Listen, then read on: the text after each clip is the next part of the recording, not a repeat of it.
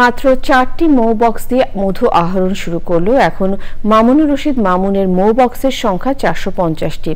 আগে শুধু কুষ্টিয়া জেলায় মৌচাষ সীমাবদ্ধ থাকলেও এখন 26টি জেলায় মধু সংগ্রহ করেন তিনি। চলতি বছর আবহাওয়া ভালো থাকায় মধু আহরণের পরিমাণ বেড়েছে। কুষ্টিয়া প্রতিনিধি আনিসুজ্জামান ডাবলুর তথ্য বিরচিত আল মুকসিদের রিপোর্ট। কুষ্টিয়ার মিরপুর উপজেলার ফুলবাড়িয়া ইউনিয়নের গেটপাড়া এলাকা। গ্রামীণ সড়কের দুই পাশ জুড়ে বিস্তীর্ণ সরিষা ক্ষেতের পাশে সারি সারি মৌ বক্স। আবহাওয়া অনুকূলে থাকায় সরিষা ফুল থেকে এখন পর্যন্ত 3 টনের বেশি মধু সংগ্রহ করেছেন।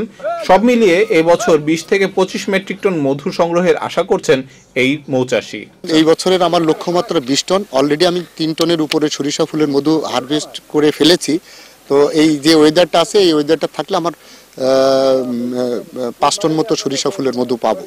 আর অন্যান্য ফুলের মধুতে আমার 20 টনের টার্গেট আছে। আগাম সরিষা আবাদের কারণে মধুর পরিমাণ বেড়েছে বলে জানান চাষিরা। ওই বিঘিতে আছে 6 মণ 7 মণ। হ্যাঁ, মৌ আসলে আমার উপকার হয়, শস্যের পক্ষে ফলন ভালো হয়। আষাঢ়ি ধান হয়, তারপরে আমার এই মাঠে হচ্ছে সরিষা হয়, সরিষা হওয়ার পরে চৈতি ধান হয়। 3টা ফসল আমরা ভালো মতন পাই। মৌমাছির ফলন বাড়ে।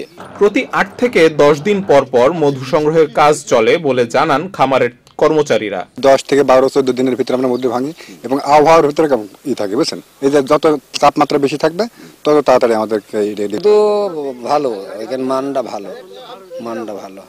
মধু আমরা খাওয়ার জন্য নিলে যাচাই করে খাঁটি মধু কেনার আহ্বান জানিয়েছে এই উদ্যোক্তা। আল মুকসিদ, চ্যানেল আই।